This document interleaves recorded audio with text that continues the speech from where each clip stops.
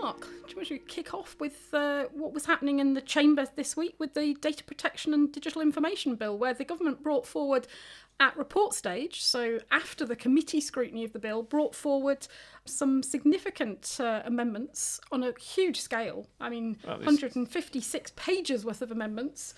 It's virtually a new bill by the end of it all, which is getting a bit silly. And this happens more and more at the moment. You see bills being kind of reversioned halfway through the parliamentary process. And sometimes that's a sensible thing to do.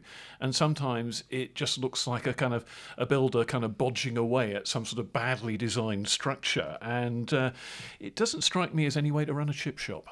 Tony, you must see this week in, week out at the moment, because it's become quite a common thing. Yeah, and just to talk about the Data Protection and Digital Information Bill, it was in the last session, so it was carried over into this session, and it did come forward with pages and pages. I mean, there was one sort of amendment to it that was 17 pages long. It's funny because it was, and so something interesting happened that I'd never seen before, which was the opposition in response to this introduced a recommittal motion, which would have meant that the whole bill would have had to start committee again. And in fact, to be fair to Labour, they were saying to the government, we guarantee this will take 2 weeks in committee and it can come back and we can get it done before Christmas. But the government objected, and so the recommittal motion was voted on and voted down. But I think that's an interesting response to what is a pattern from the government. Mark's right, sometimes they are technical amendments, sometimes there are things that have been missed out, sometimes there are helpful suggestions from backbenchers that have made it into the bill at that stage. But the principle is the same. If you introduce a significant amount of substantive amendments at report stage, they don't have any scrutiny in the House of Commons. And the argument that it's just for the House of Lords to do that undermines the purpose of the House of Commons when it comes to legislation, which is scrutiny and to hold the government to account. So I think it's an unfortunate way to legislate. And it's something, like I said, it's not the first time we've seen this. And it does set up, as you say, it sets up trouble in the House of Lords, because their lordships can look at these amendments and say, well, they weren't properly debated in the Commons, and then all the bets are off. Their lordships can make merry through the detail of the bill and possibly change them on the grounds that MPs hadn't really had a chance to look at all this new stuff that was plonked in at the very last minute. Yeah, and this is part of a wider conversation. The job of the House of Lords is to scrutinise legislation, and a significant number of Lords' amendments are accepted by the government on all legislation. So I don't want to denigrate what the House of Lords does. Having said that, the House of Commons shouldn't just be a rubber stamp for legislation the government wants to bring forward. There's a lot of work that MPs do that almost none of us see, which is in bill committees, which happens upstairs. So bills are either go through a committee of the whole House, or they have a bill committee upstairs. I remember popping, because I'd never been to a bill committee, so a few years I went in, and the MP sitting in the bill committee were like waving at me and gesticulating as if to say, why are you here? It's very exciting when a journalist actually turns up, I suppose. Well, no, I mean, I think they were genuinely shocked to see me. A couple of them were sort of sending me WhatsApp saying, are you being punished for something? And this is something that's going on with a number of bills, because you've got the Criminal Justice Bill, where you had the Home Secretary sort of in real time accepting Labour proposals to ban name changes by sex offenders. You have the Leasehold Reform Bill, which seems to be being bodged again as it goes through Parliament. So a whole load of very complicated changes being made to stuff. Well, just going back to the Data Protection Bill, I mean, to put it in context, the government's argument, was it was minor and technical changes and nothing to say here. But actually, you'd got provisions requiring banks to monitor bank accounts, permitting the Department for Work and Pensions to surveillance bank accounts of Social Security claimants, which David Davis said he didn't think he'd ever seen a power for a minister to authorise that kind of thing. And then you've got changes to electoral practices, which I thought was interesting in the context of the general election upcoming, which basically was headlined as a provision for democratic engagement, but essentially it would change the rules around direct marketing by political parties and candidates. Now, with the election on the horizon, what does that mean? And the opposition were asking questions about that and not getting any answers. They were asking whether the provisions about the Department for Work and Pensions, whether that was going to apply to pensions, for example, not just Social Security for the unemployed or the disabled or whatever, but also just for state pensioners, because that widens the remit considerably. And opposition spokesperson couldn't get a clear answer of no, it wouldn't. Mm-hmm. And the election one sounds particularly interesting. I think that the lesson there is voters beware. You'd better toughen up your spam filters, because come the general election, you're going to be under bombardment. Yeah, and the Criminal Justice Bill, though, that I thought put an interesting different slant on late amendments at report stage, because Sarah Champion, the Labour MP, has been working, for years trying to get changes in the law to provisions around sex offenders and changing their names.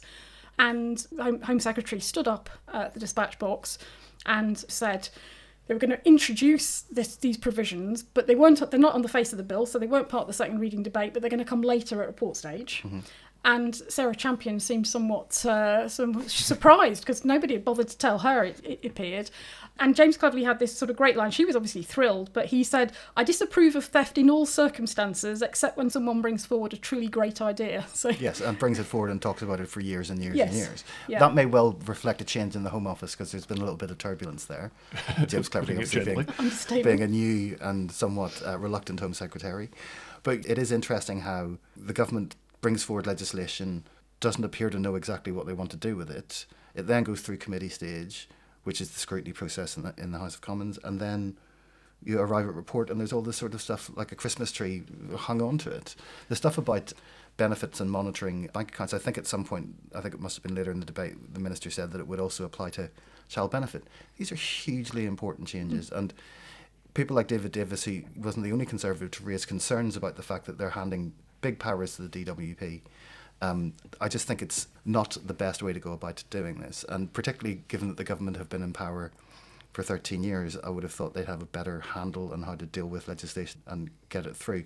But look, this is a common complaint, particularly from members of the House of Lords, I have to say.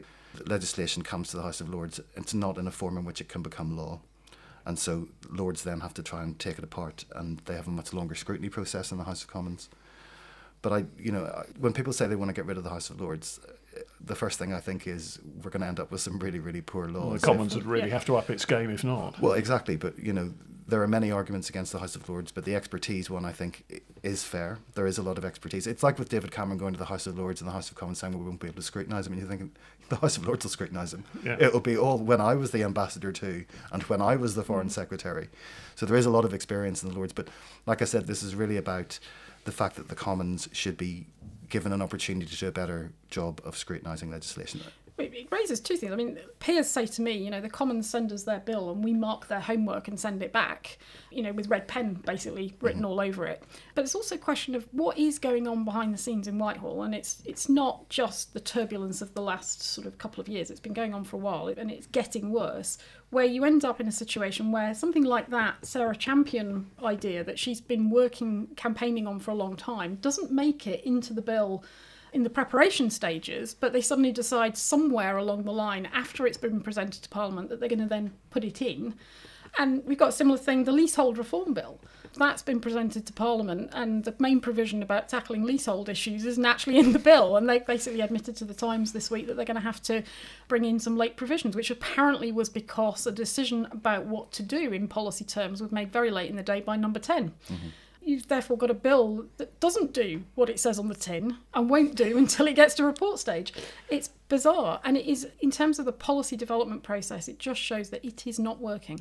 And for all the fact that you get all this stuff being added in late to pieces of legislation, the Commons is still knocking off early. Parliament is not using up its full available allotted time. Now, that used to be quite a normal thing towards the end of a session when the legislative agenda was basically running out of steam.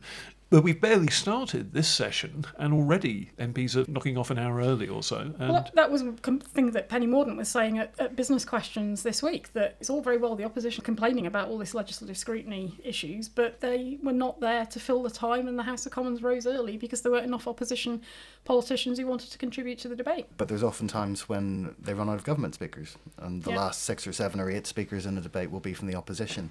This is a whipping issue for me. This is about making sure your troops are there with speeches ready to give them, and if the business finishes early, that's a matter for the whips as far as I'm concerned. I did note that in the debate on the national insurance changes, which is going through all of its common stages today, there were no Labour backbenchers and no Liberal Democrats, and so the Tories speaking in that debate made great hay out of it. Again, it's part of what MPs think their jobs are. Holding the government to account and scrutinising legislation are the two main things that they need to do in the chamber. And I mean, I don't mind if they finish early, frankly, personally. But I do take issue with the fact that parliamentary time is very precious. There isn't a huge amount of time. If you think about the amount of time that's taken up with backbench business debates, opposition day debates, and the amount of time taken up in the chamber with urgent questions and ministerial statements and departmental questions, when you break it down, there isn't actually a huge amount of time for legislation. That's often the thing that the government goes back to the opposition and its own backbenchers and says, well, sorry, we're just pressure of parliamentary time. Well, actually, there's just a problem in terms of how it's all being managed.